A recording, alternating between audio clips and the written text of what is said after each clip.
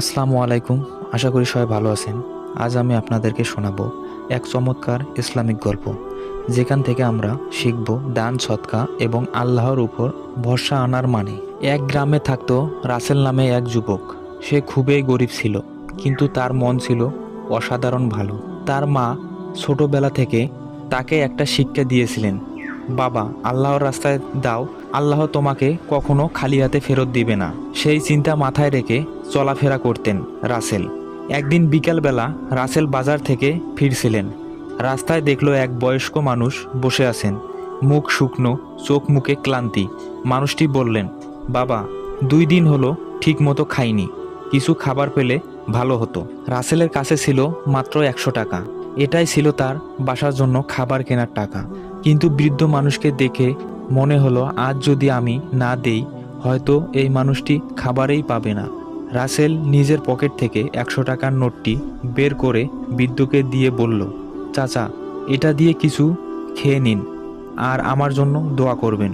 বৃদ্ধ মানুষটি চোখ ভিজে বললেন, আল্লাহ তোমাকে এর উত্তম প্রতিদান দিবে বাবা। নিজের বাজার না করে খালি হাতে রাসেল বাসায় ফিরল।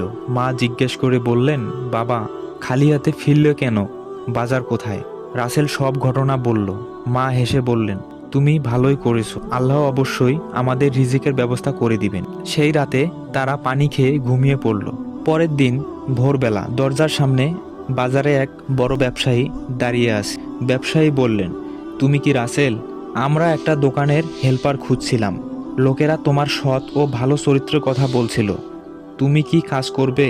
রাসেল বিষণ্ণিত হয়ে বললেন, স্যার, অবশ্যই করব। ব্যবসায়ী আরও বললেন, বেতন হবে তোমার 5,000 টাকা, আর কাজের প্রতি মনোযোগী হলে আরও বেতন বাড়িয়ে দিব। রাসেল জানতো না, আগের দিন যে বৃদ্ধ মানুষটিকে সাহায্য করেছিলেন, সেই বৃদ্ধ আসলেই ছিলেন ওই ব্যবসায়ীর বাবা। তিনি ছেলেকে বলছিলেন, যুবকের মন খুব পরিষ্কার, তাকে সাহায্য করো। এভাবেই একটি 100 টাকার সৎকা রাসেলের জীবনের রিজিকের দরজা খুলে দিল। বন্ধুরা, আল্লাহ ছোট কাজের পরিবর্তে অনেক বড় বড় রহমত দান করে।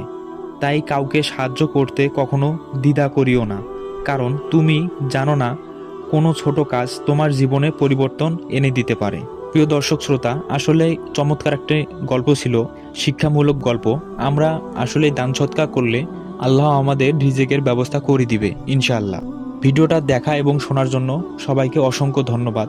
যারা চ্যানেলটা সাবস্ক্রাইব করেন নাই, অবশ্যই সাবস্ক্রাইব করে এবং কমেন্ট ভিডিওটা কেমন হলো। ধন্যবাদ সবাইকে।